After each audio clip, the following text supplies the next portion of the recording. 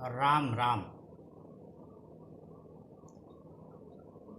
सच्चे अर्थों में स्वतंत्र होने का अर्थ यह है कि किसी भी कार्य के लिए बहानेबाजी का सहारा बिल्कुल न लिया जाए।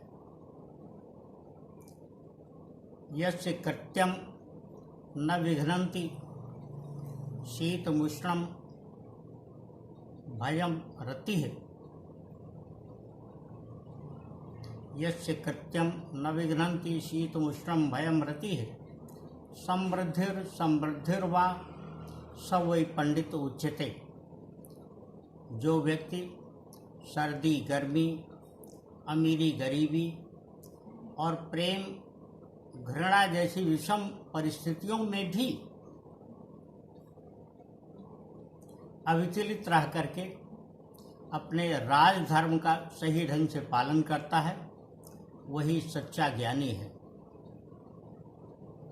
ज्ञान के संबंध में अनेक मीमांसाएं, अनेक परिभाषाएं और अनेक लक्षणों की विवेचना बहुत अच्छे ढंग से हमारे धर्मशास्त्रों में की गई है।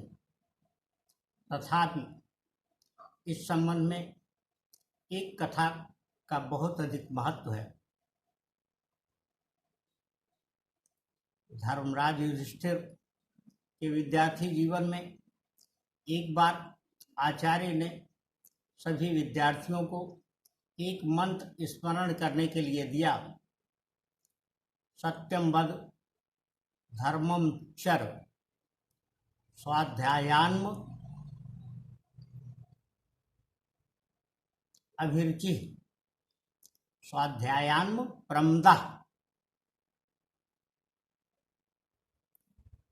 अगले रोज सभी विद्यार्थियों ने इस मंत्र को स्मरण करके आचार्य को सुना दिया, लेकिन धर्मराज युधिष्ठिर यह सुनाने में असफल रह गए। उन्होंने सुनाया ही नहीं। लोगों को बड़ा आश्चर्य हुआ। आचार्य ने इस संबंध में कोई प्रश्न नहीं किया। इस प्रकार 4-5 दिन बीत गए और अगले रोज युधिष्ठिर ने उस मंत्र को सभी को सुनाया। सत्यम वद धर्मम चर स्वाध्यायान्म प्रमदः। आचार्य ने इसका कारण पूछा तो उन्होंने कहा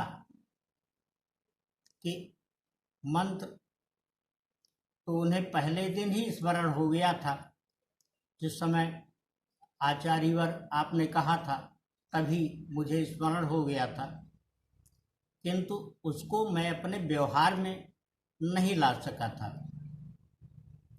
जब व्यवहार में उसे ला सका तब मैंने उसे सुनाना उचित समझा। इसका आशय यह है कि हम धर्म ग्रंथों, पुस्तकों, शास्त्रों में स्मरण करके वक्ता बन जाएं और कोई भी बात सुनाने लगे, यह तो सहज है। लेकिन हम उसे अपने जीवन में, जीवन के आचरण में, व्यवहार में ला करके यदि लोगों के लिए बताएं तो वह अधिक प्रेरक होगा और वही सच्चा ज्ञान है। आचार्य ने युधिष्ठिर को इसी आधार पर ज्ञानी करार दिया और कहा कि वह वास्तव में धर्मात्मा है और भविष्य में चल करके धर्मात्मा के ही रूप में स्मरण और याद किए जाएंगे। इसका उल्लेख यहाँ इसलिए आवश्यक है कि जो व्यक्ति किसी भी सद्विचार को अपने जीवन के व्यवहार में ला करके, जीवन में उतार करके उसे प्रकट करता है, उसे न केवल सच्चा ज्ञानी माना जाता है, अपितु उसे हमेशा बहुत सम्मानित दृष्टि से देखा जाता है। सदियों बाद भी लोग उसका स्मरण करते हैं और वही महापुरुष कहलाते हैं। उन्हें ही महान लोगों में शुमार किया जाता है, महान लोगों की संज्ञा दी गई है। आजकल प्रवृत्तियां यह बन गई हैं कि लोग स्मरण करके, याद करके तो किन्हीं चीज़ों को बखूबी प्रस्तुत कर लेते हैं, चूँकि उनमें एक विशिष्ट तरीके की वक्तृता शक्ति यानी ओरेशन पावर होता है और वह उन चीज़ों को बहुत अच्छे ढंग से उतार लेते हैं, बहुत अच्छे ढंग से प्रकट कर लेते हैं, किंतु उनके धर्म आचरण में उन चीज़ों के कहीं दर्शन नहीं होते। परिणाम यह होता है कि विभिन्न सभाओं में, विभिन्न मंचों पर उन्हें तालियां तो बखूबी मिलती हैं, लेकिन लोग उनका उल्लेख नहीं करते। कारण यह है कि उनकी बात प्रेरणा नहीं पैदा कर पाती है।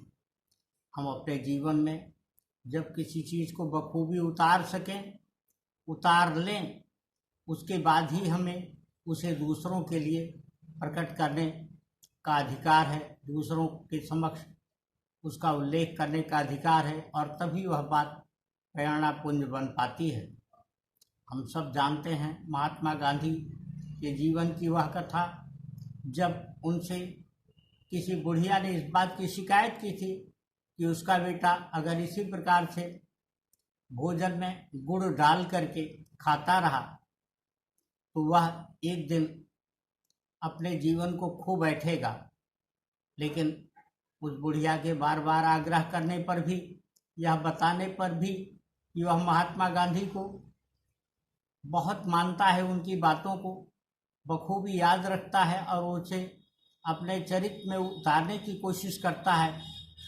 महात्मा गांधी ने उसे बुढ़िया के आग्रह पर उस रोज कोई बात नहीं बताई। एक सप्ताह बीत गए।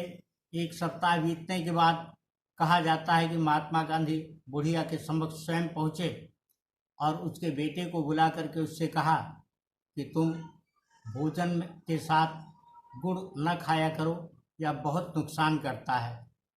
और जैसा कि कथा में प्रचलित है, कथा में बताया गया है, उस बुढ़िया ने भी सुना और उसके पुत्र ने भी सुना, और पुत्र ने उस रोज से गुड़ भोजन के साथ खाना बंद कर दिया। बुढ़िया ने महात्मा गांधी से प्रश्न किया कि हे महात्मन, आपने उस रोज इस बात को क्यों नहीं कहा था? बुढ़िया ने कहा कि माँ, मुझे क्षमा कर। बुढ़िया से महात्मा गांधी ने कहा कि माँ, मुझे क्षमा कर। दरअसल जिस रोज तूने यह आग्रह किया था उस दिन तक मैं स्वयं भोजन में गुड़ को डाल करके खाता था। जब मैं स्वयं ऐसा करता था तो मैं उस छोटे बच्चे को इस बात के लिए कैसे कह सकता था कि वह इससे अपने को मुक्त कर ले। हमें ध्यान रखना चाहिए कि केवल धर्म ग्रंथों में चीज़ों को स्मरण करके हम अच्छे ज्ञानी नहीं बन सकते हैं।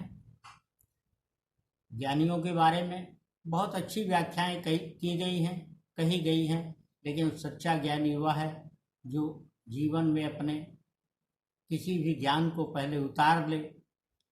संत कबीर ने इसीलिए कहा है कि परमात्मा को जीवन में उतार करके अपने भक्ति और प्रेम से, अपने विश्वास और अपनी श्रद्धा से, अपनी आस्था से ही हम सच्चे ज्ञानी हो सकते हैं। सच्चा ज्ञान वह है जो परमात्मा से हमें मिला दे। परमात्मा से मिलाने का अभिप्राय जीवन की प्रवृत्तियों में उस ज्ञान को ढालना है। राम राम।